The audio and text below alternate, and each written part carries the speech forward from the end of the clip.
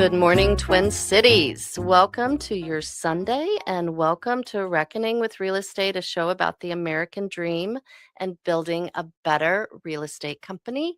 I am Paige Kale. I'm with the Real Estate Collaborative, and today we are joined in studio by Sammy Silver.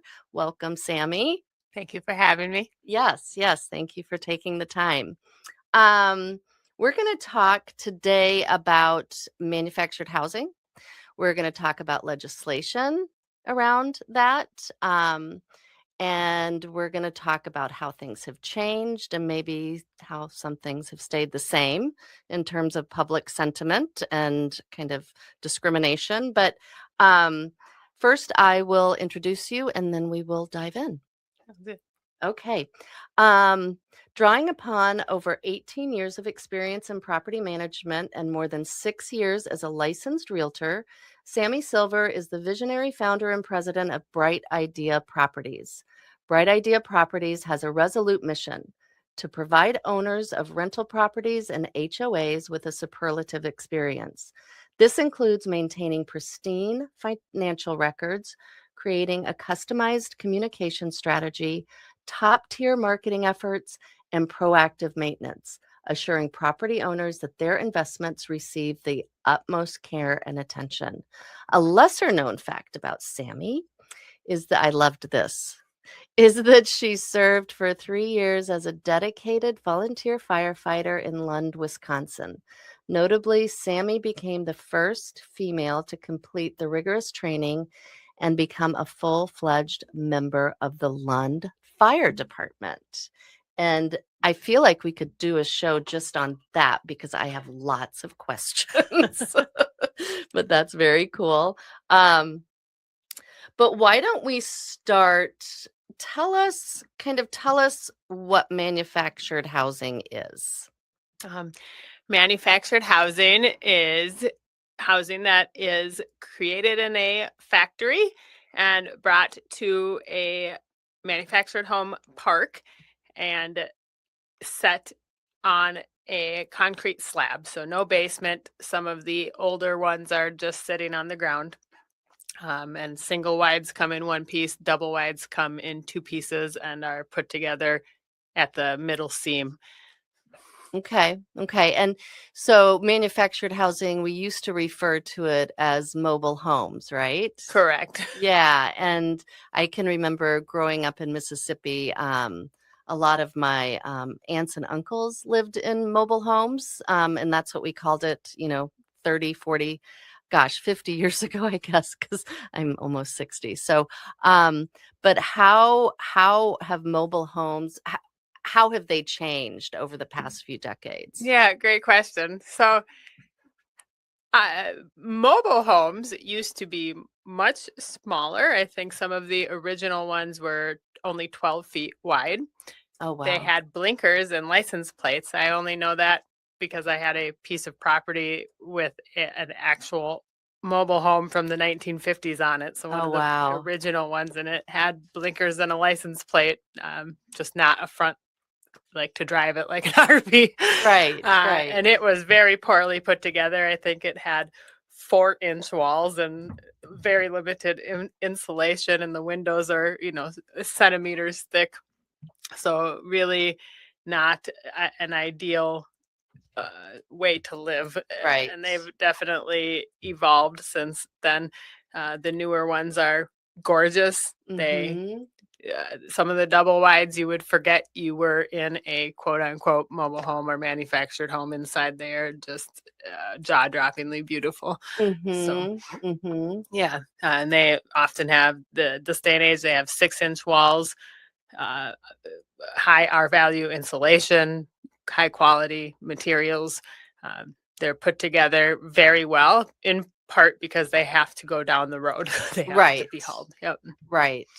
And they're not so mobile anymore, correct? Correct. They're really not meant to be moved more than from the factory to the site they're going to sit at.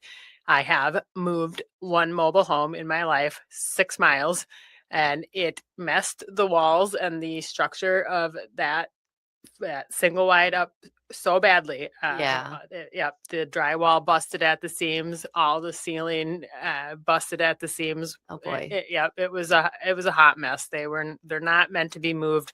The term is outdated, and Yeah. it's really political. It's not.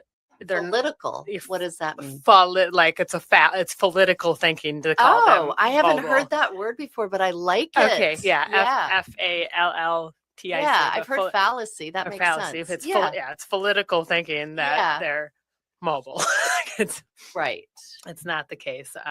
And if one were to choose to move them, you'd have to find a place for it to go, which is nearly impossible with zoning laws, and other parks often won't take you if you're over 5 years old, and it's thousands of dollars. I think the cheapest quote I have seen is $5,000 to move it.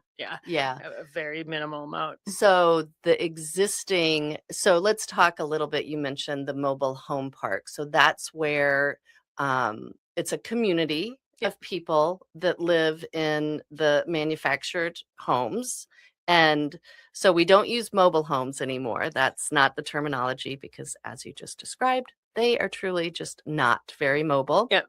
So manufactured housing. Do you know how many home parks there are, mobile home or manufactured housing home parks there are in Minnesota? I forget the number of parks, but I believe there's 200,000 units. Oh, okay. So there's quite a number of actual individual mobile homes or manufactured homes. Yeah, that is a lot. And we were talking before the show. So our show, we talk a lot about housing and the need for more housing. And I firmly believe that all types of housing, including manufactured homes, are part of the solution. In fact, I would say that manufactured housing is probably a pretty big part of the solution, and then zoning becomes the issue. And there's statewide legislation around zoning that we're going to talk about on a different show. Actually, we're going to talk about it at Pride. We're doing a live show at Pride on Saturday, June 27th at 11 a.m. It'll be an hour long, but zoning gets in the way of a lot of new housing, whether it's manufactured housing or even stick-built housing. And stick-built housing is kind of, the housing that's built with 2x4s or 4x8s or whatever, that it's all built on site. So, but today we're talking about manufactured housing. So tell us about how it works in a manufactured housing home park, and kind of the lay of the land there. Yep. So I live in Lake Elmo. It's a pretty large manufactured home park. I believe there's around 500 lots. Everybody, you own your house and you rent the lot underneath. It definitely becoming more of an option, a reasonable financial option for people to gain housing and own something. And what else can I tell you about how it works? So you lease the land. Essentially, the landlord owns the land and you own the house.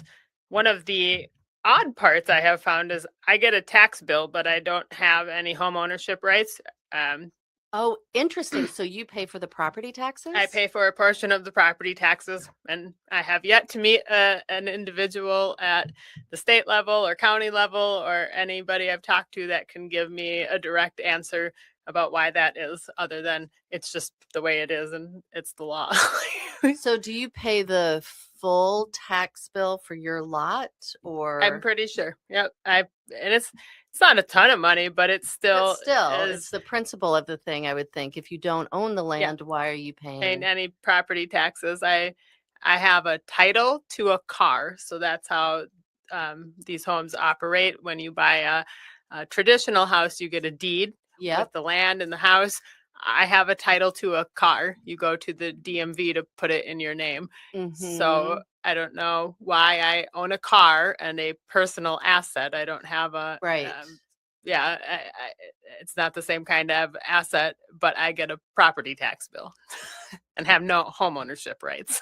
That very seems interesting. Incredibly wrong. Yep. and it's an additional expense on top of the lot rent, which is going up everywhere in every park across the state and the nation. It's becoming a pretty serious problem and issue. What do you, and I did read something about, I don't know where I saw this, but you were talking about, I think you were interviewed for something and you were talking about your own personal experience with the lot fee going up like 40% or Yes. something in a short period of time. Yep, that was probably NPR article. Yeah. Yep. So I have been out where I am for 5 years now. In July, when I moved in, the lot rent was like $745, I want to say, which I thought was ridiculously high at that time. But I also thought they're probably not going to increase it much more. Like maybe they just Sure. wanted to bring it up to par. And it's Lake Elmo, Yep. so that's like Yep. probably more expensive, but Yep. yeah. And it still made sense. Like, okay, it still is an affordable option. In 5 years, and I'm certain this year there's another lot rent increase coming, but my lot rent is just under $1,100 Wow. a month. Wow. And do they have amenities? Like if they added amenities to the community, or No, do you get anything additional, I guess, for that? there's no added amenities since I've been there. I will say there's a golf course, there's a pool, there's walking trails, there's a dog park. And is that all on the property of? It is. That's Yep. Yeah, that's nice. But it took several news articles and a lot of pressure for the owners and the management to get the pool functional most all of the time, to put flags and holes in the golf course, and actually provide the green and mow it. Oh, wow. Mow it as a golf course, not just as a big piece of grass. And fix walking trails that were decrepit, and fix lighting. Like it's taken so much pressure for them to do these things.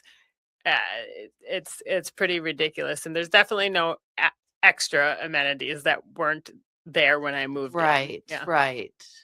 Huh.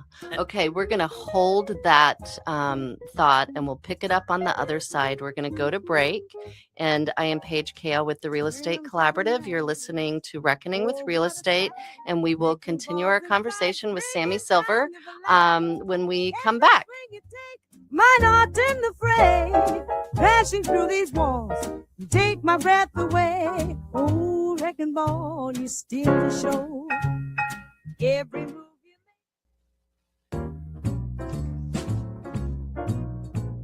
Welcome back to Reckoning with Real Estate. We are going to continue our conversation with Sammy Silver of Bright Idea Properties. We're talking about manufactured housing and the importance of that in terms of solving the housing crisis and creating more affordable options for folks.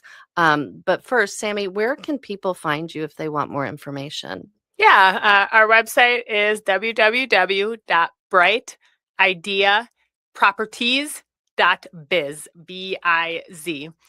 You can find all of our information, our team, what we do, available rentals, and how to contact us on there. Great. So brightideaproperties.biz, Yes. B-I-C. That's the tricky part for people to remember, B-I-Z. Great. And it's a property management company, correct? Yep. And you're also a licensed realtor. I am, but we focus on management.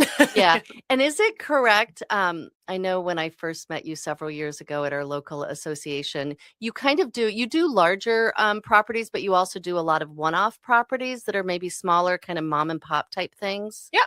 Yeah. We have a pretty good mix of both. I have everything from one single family home portfolio up to a 12-plex mixed use building with commercial spaces underneath. Okay. A strip mall. So we do a little bit of everything, but we work with the little guys, big guys, and everybody in between. Yeah. Great. Well, I remember meeting you, and you're just a very friendly person, very engaging. And I was so interested in that you're advocating for more manufactured housing and that you're very active with policy around that. And for me, I'm very interested in creating more, advocating for more housing of all types in all areas at all price points so that we can, have lower housing costs for folks, because housing costs, as you know, are kind of through the roof. And manufactured housing, which in the first half of the show we were talking about, it's different than your grandmother's mobile home. They're not mobile anymore. They are built in a factory and moved to the site. But once they're at the site, it's really hard you can't really move them to a different site. No. So manufactured housing is the proper terminology, and they've advanced a ton in the past several decades in terms of energy efficiency and thickness of walls. And like you said, like you walk into one and sometimes can't even tell you're in a manufactured home. It's like you're in just a stick built home.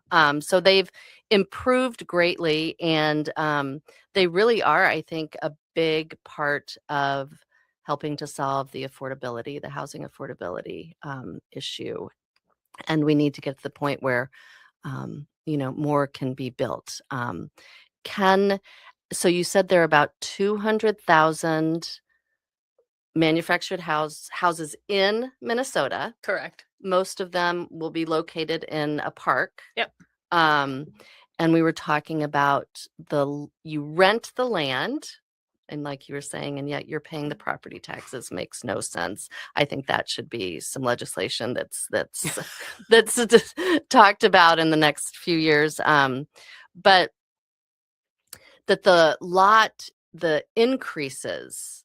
So how much did your lot increase over 5 years, from 745 to just under 1,100? We're at 1080. Yeah, so that's a huge increase. Yep. So that's a good segue. So then, as the lot price increases, obviously the affordability diminishes. So you've been very active at the state legislature advocating for a bill. I have it pulled up, the Manufactured Home Residents Bill of Rights. Is that the name of it? Correct. Is that correct? For policy wonks, if you want to look it up, it's HF, that's the House Bill 2381, and its companion bill in the Senate is SF, as in Frank, 2691. HF 2381, SF 2691. So why don't you tell us what that is? Yeah, so the bill was actually created from residents. I believe a woman named Gwen Elliott led this effort and contacted her representative, who is Matt Norris, and her and Matt originated this back in 2024.